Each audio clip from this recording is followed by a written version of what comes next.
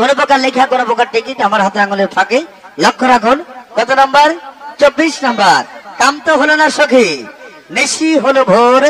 2 and 4 24 number 100 CC TVS metro motor cycle number.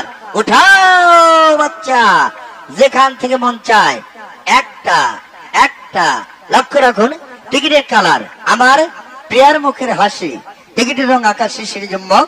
Ticket number 211102 211102। এই number দেখে motor সাইকেলের মালিক হয়েছেন, মেলার মাঠে আছেন নাই?